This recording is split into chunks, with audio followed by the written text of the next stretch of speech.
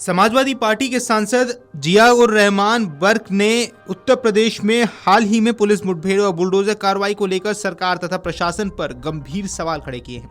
उन्होंने असद की मुठभेड़ को फर्जी करार देते हुए कहा कि प्रदेश में कानून का इस्तेमाल समान रूप से नहीं किया जा रहा है और कई मामलों में दोहरे मापदंड अपनाए जा रहे हैं। बर्क ने स्पष्ट शब्दों में कहा कि किसी भी आरोपी को सजा देने का अधिकार केवल न्यायालय को है, न कि पुलिस या प्रशासन को। सांसद बर्क के बयान ऐसे समय पर सामने आया है जब संभल जिले के कसेरुआ गांव में मस्जिद पर हुई बुलडोजर कार्रवाई को लेकर राजनीतिक माहौल गर्म है। उन्होंने इस कार्रवाई की कड़ी आलोचना करते हुए कहा कि प्रशासन ने लोगों की बात सुने बिना और कानूनी पक्ष पर गंभीरता से विचार किए बिना एक तरफा कदम उठाया है।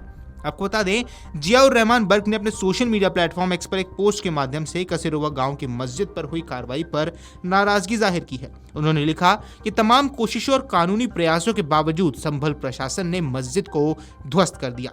उनके अनुसार ये कार्रवाई केवल एक प्रशासनिक कदम नहीं बल्कि इसके पीछे पहले से तय सोच और लक्ष्य नजर आता है। सांसद का आरोप है कि संबंधित अधिकारियों ने आंखों पर पट्टी बांधकर कार्रवाई की है और स्थानीय लोगों की आपत्तियों, कानून तर्कों और गुहार को नजरअंदाज कर दिया। उन्होंने कहा कि जब प्रशासन लोगों की बात सुनने के बजाय केवल एक तरफा निर्णय लेने लगे तो इससे लोकतांत्रिक व्यवस्था और न्यायिक प्रक्रिया पर जनता का भरोसा कमजोर होता है।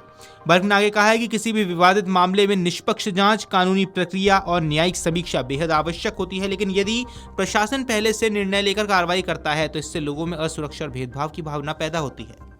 आपको बता दें, मस्जिद प्रकरण के साथ साथ सांसद जियाउर रहमान बर्क ने असद की मुठभेड़ को लेकर भी बड़ा बयान दिया है। उन्होंने दावा किया कि मुठभेड़ वास्तविक नहीं थी और प्रदेश में कई ऐसी मुठभेड़ों पर सवाल उठते रहेंगे।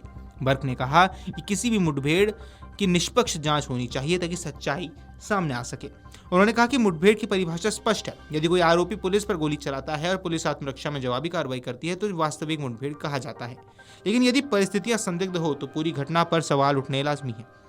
वहीं बर्क ने आरोप लगाया है कि कुछ मामलों में अपराध की प्रकृति से अधिक आरोपी की पहचान को भी महत्व दिया जा रहा है।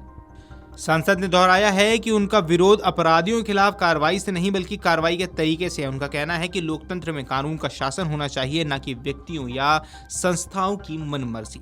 जियाउर रहमान बर्क के इन बयानों के बाद उत्तर प्रदेश की राजनीति में एक बार फिर मुठभेड़ नीति, बुलडोजर कार्रवाई और कानून व्यवस्था को लेकर बहस तेज होती हुई नजर आ रही है।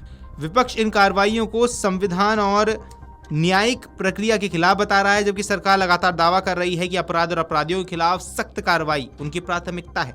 अब देखना यह है कि बर्क के इन आरोपों और मांगों पर सरकार तथा प्रशासन की ओर से क्या प्रतिक्रिया सामने आती है। फिलहाल उनके बयान ने प्रदेश की राजनीति में एक नई चर्चा को जन्म दे दिया है। Video desk अमरुजाला.com।